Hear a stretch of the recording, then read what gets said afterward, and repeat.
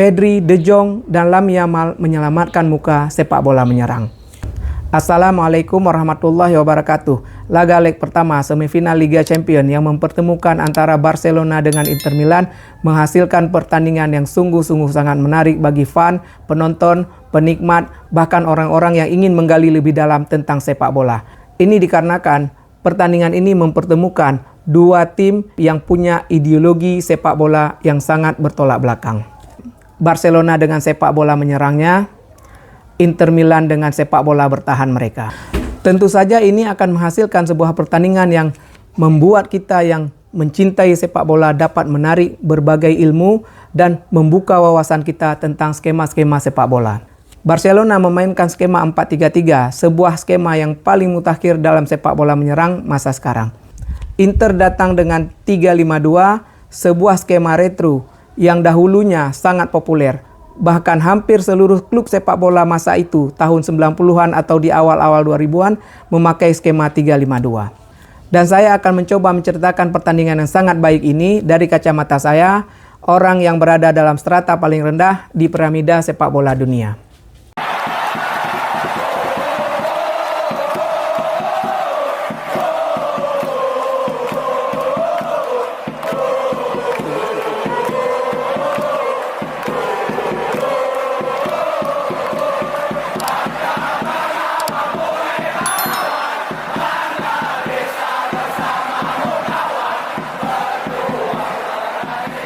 Dari pertandingan Barcelona melawan Inter Milan tadi malam, kita dapat melihat tidak ada yang inferior atau yang lebih superior dari dua skema ini. Skema 4-3-3 dan skema 3-5-2. Dua-dua akan menjadi sebuah skema yang kuat, yang menarik, yang sangat bagus jika dimainkan oleh materi-materi pemain yang sangat mumpuni.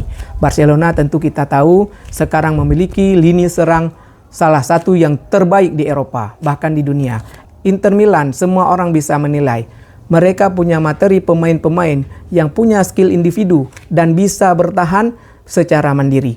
Bayangkan pemain-pemain dengan skill bertahan yang tinggi, mampu bertahan secara mandiri disatukan dalam skema 3-5-2. Dan kita bisa lihat sendiri, jika dua skema ini dimainkan oleh pemain-pemain dengan skill-skill yang mumpuni, maka kedua skema ini akan bisa menghasilkan keajaiban-keajaiban dalam pertandingan. 3-5-2, sepak bola bertahan yang oportunis dan pragmatis. Kita lihat sendiri mereka melakukan keajaiban. Menit pertama mereka mencetak gol. Pertengahan babak pertama mereka menggandakan keunggulan. Ini yang disebut 3-5-2 adalah sebuah skema bertahan yang pragmatis dan oportunis. Sedikit kesalahan, sedikit kealpaan. Cuma sedikit jarak diberikan oleh pemain Barcelona, pemain Inter mencetak gol. Jika kita penonton sepak bola Serie A zaman 90 atau 2000-an awal, ini hal yang sangat biasa. Masa itu tim-tim yang bermain dengan tim-tim top Serie A tidak boleh melakukan sedikit pun kesalahan. Tidak boleh sedikit pun hilang konsentrasi, karena saat itu akan langsung dihukum. Sampai-sampai zaman 90-an atau awal 2000-an, kami menyebut tim-tim Italia itu, dan bahkan pengamat-pengamat sepak bola masa itu menyebut tim-tim Italia itu adalah tim dengan satu peluang bisa menghasilkan satu gol. Itu kalau tidak Inzaghi bermain. Kalau Inzaghi bermain, maka persentase mencetak golnya menjadi tinggi. Inzaghi saat itu kami sebut sebagai pemain dengan setengah peluang satu gol. Masa itu, masa jaya-jaya Serie A, pemain yang tidak bisa memanfaatkan sedikit saja peluang tidak terpakai. Itulah karakter 3-5-2, sebuah skema bertahan yang oportunis dan pragmatis. 4-3-3 kita kenal sebagai sebuah skema menyerang yang total. Dia memasang 3 pemain depan yang punya kemampuan untuk melakukan serangan secara individu. Jadi lawan akan menghadapi serangan dari banyak sisi. 4-3-3 ini juga harus didukung oleh pemain-pemain tengah yang bisa mengalihkan bola secara cepat kepada 3 penyerang mereka. Dan biasanya akan lebih mengerikan jika 2 fullback mereka mampu membangun serangan. Ini kita lihat kali ini kelemahan Barcelona di situ. Tidak ada back yang sekelas Jordi Alba ataupun sekelas Dani Alves ataupun sekelas Marcelo ataupun sekelas dengan Carvajal. Ini sedikit kekurangan mereka, tapi lini tengah dan lini serang mereka sudah bisa menutupi kelemahan dari lini belakang mereka. Dan mereka juga bisa membuat keajaiban-keajaiban. pemain-pemain Barcelona sekarang memainkan 4-3-3 dengan sangat-sangat baik, sehingga kita bisa menikmati sebuah seni sepak bola yang sangat indah. Dan di pertandingan ini kita bisa menarik sebuah pelajaran apa yang tidak boleh dilakukan ketika kita berhadapan dengan tim seperti Inter Milan, tim yang memainkan sepak bola bertahan oportunis. Hal tersebut adalah tidak boleh kehilangan konsentrasi atau memberi jarak sedikit pun untuk pemain-pemain mereka. Karena kekuatan utama mereka dalam mencari gol adalah memanfaatkan kesalahan atau kealpaan atau turunnya konsentrasi pemain lawan. Sir Alex Ferguson pernah mengirim Super Manchester yang kita kenal dengan kelas 92 ke Italia. Dia ingin pemain-pemain Manchester mempelajari bagaimana cara pemain-pemain Italia atau pemain-pemain Serie A bisa memanfaatkan peluang yang sedikit untuk menghasilkan gol.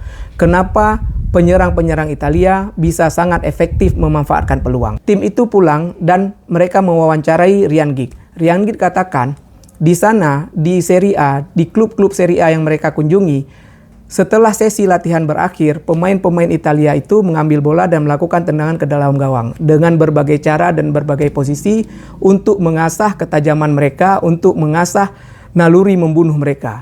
4-3-3 dimainkan oleh Barcelona seperti yang saya katakan tadi, sebagai salah satu tim dengan materi menyerang terbaik.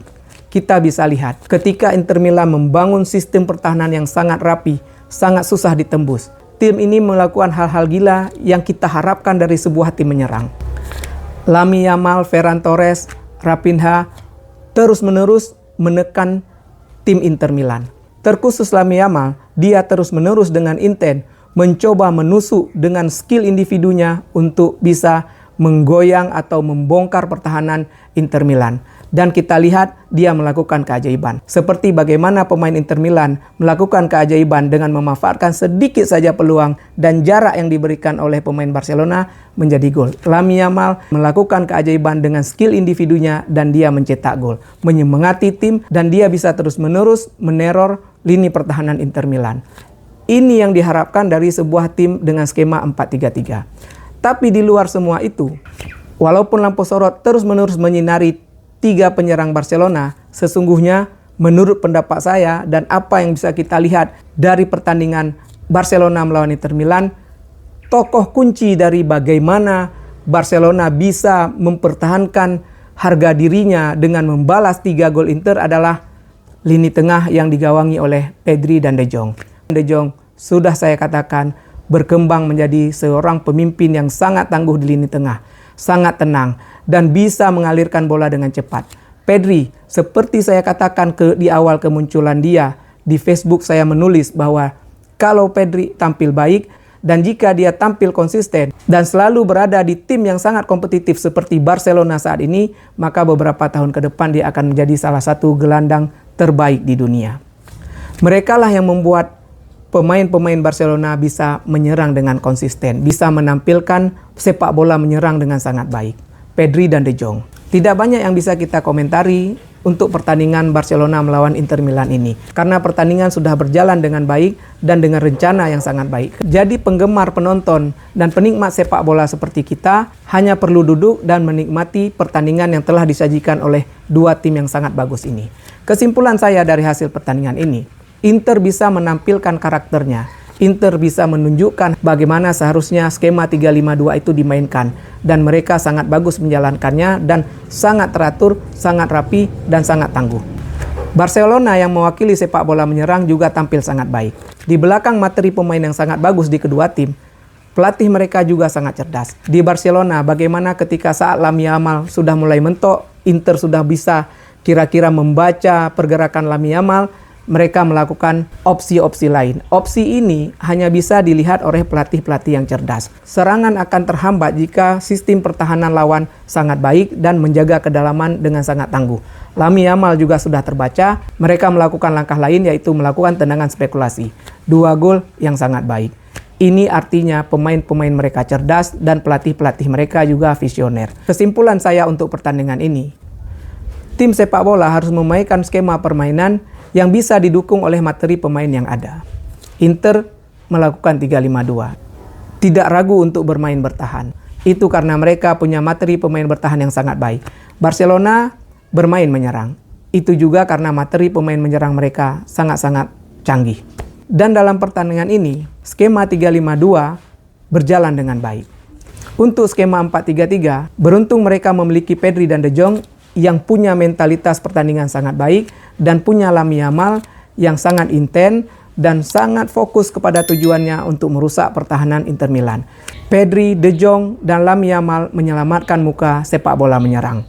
Ini harus kita akui, 3 pemain inilah yang menyelamatkan muka sepak bola menyerang tadi malam.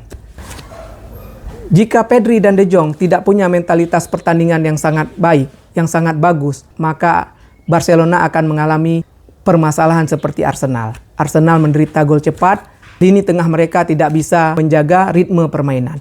Tapi Pedri dan De Jong, 2 gol tertinggal, bahkan 1 di menit pertama, mereka tetap bisa memainkan sepak bola mereka dengan baik. Mereka tetap bisa mengawal lini tengah dan mengalirkan bola kepada pemain-pemain menyerang. Dan kita lihat mereka lah yang menginspirasi 2 gol Barcelona. Jadi dalam sepak bola, tidak perlu kita malu memainkan sepak bola bertahan, ataupun tidak perlu terlalu pongah kita memainkan sepak bola menyerang. Karena jika materi tim mendukung, 2 skema ini bisa sangat-sangat berbahaya bagi tim lawan. Assalamualaikum warahmatullahi wabarakatuh.